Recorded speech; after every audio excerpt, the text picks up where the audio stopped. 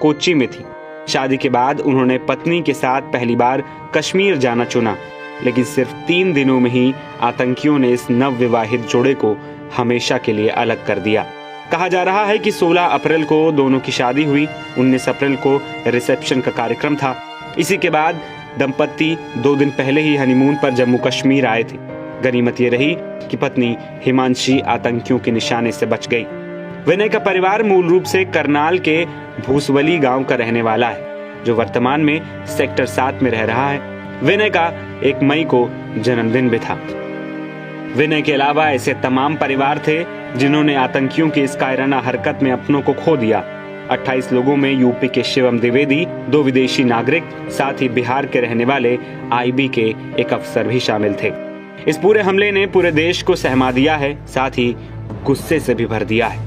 दूसरी ओर इस हमले के बाद सेना, सरकार के मंत्री और सुरक्षा सलाहकार एक्शन मोड में हैं। कश्मीर के अलग अलग इलाकों में सर्च ऑपरेशन चलाया जा रहा है। पीएम मोदी दिल्ली में हाई लेवल मीटिंग में शामिल हो रहे हैं। आगे का प्लान क्या होगा, इसको लेकर चर्चा हो रही है। तो सबसे ज्यादा एक्टिव इस हमले के बाद कोई है तो वो है देश के गृह मंत्री अमित शाह। प्रधानमंत्री मोदी की फोन कॉल के बाद से वो कश्मीर के लिए रवाना हुए थे और लगातार ग्राउंड जीरो से नजर बनाए हुए हैं।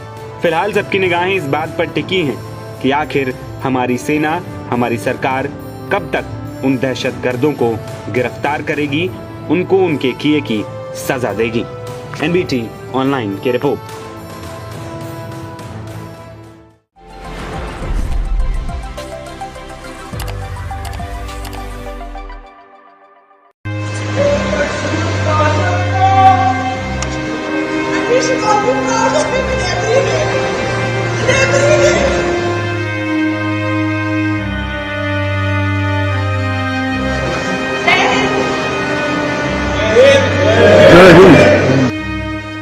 आंखों में आंसू, चेहरे पर दर्द और इस हालात में भी अपने पति पर फक्र करती ये पत्नी।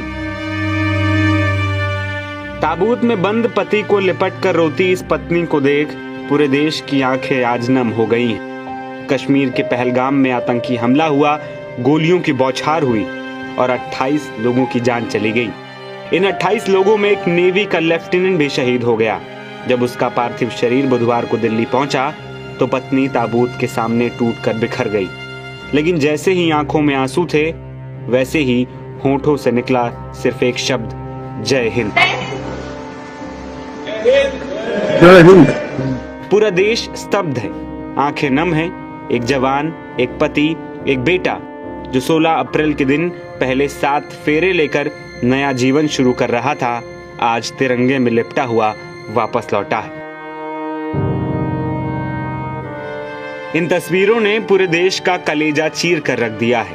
वो एक नेवी का बहादुर लेफ्टिनेंट था, देश की रक्षा का संकल्प लेकर हर तूफान से टकराने को तैयार था। नाम था विनय नरवाल, जो शादी के बाद पत्नी को लेकर कश्मीर के पहलगाम घूमने गया था। लेकिन किसे पता था कि दहशतगर्दों की गोलियों का शिकार वही होगा जिसने वर्दी पहनकर देश की रक्षा की कसम खाई थी। लेफ्टिनेंट विनय नरवाल हरियाणा के रहने वाले थे।